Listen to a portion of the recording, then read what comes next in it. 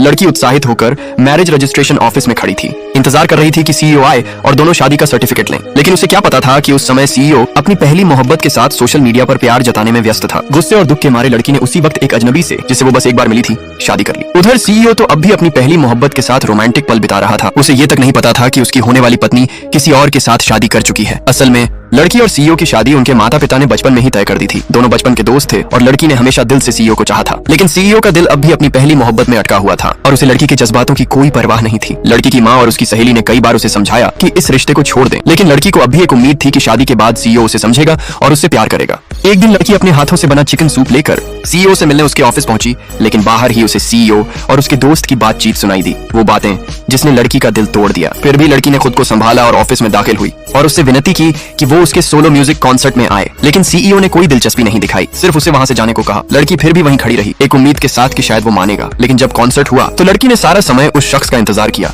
जो कभी नहीं आया। कॉन्सर्ट के बाद जब वो निराश होकर बैक स्टेज लौटी तो उसकी सहेली ने उसे एक तस्वीर भेजी जिसमें सीईओ अपनी पहली मोहब्बत के साथ डेट पर था। ये देख उसका दिल टूट गया, लेकिन उसके दिल में अभी थोड़ा सा यकीन था क्योंकि आज वही दिन था जिस दिन उन्हें शादी करनी थी। काफी देर के इंतजार के बाद लड़की ने फिर से सोशल मीडिया खोला और देखा कि सीईओ आज भी अपनी पहली मोहब्बत के साथ घूम रहा है। उस पल उसने दिल से उसे छोड़ देने का फैसला कर लिया। जैसे ही वो मायूस होकर मैरिज ऑफिस से बाहर निकली, उसकी मुलाकात अचानक सीईओ के सबसे बड़े दुश्मन ये चेन से हो गई। और बस फिर क्या था, दोनों ने शादी कर ली। लड़की बस एक फोटो खींचकर सीईओ को जलाना चाहती थी, लेकिन ये चेन ने उससे पहले ही उसका फोन ले लिया और खुद सोशल मीडिया पर फोटो डाल दी। साथ ही लड़की का शादी का सर्टिफिकेट भी अपने पास रख लिया और लड़की का हाथ पकड़कर फिर से फोटो लेने की बात की, लेकिन लड़की ने उसका हाथ झटक दिया।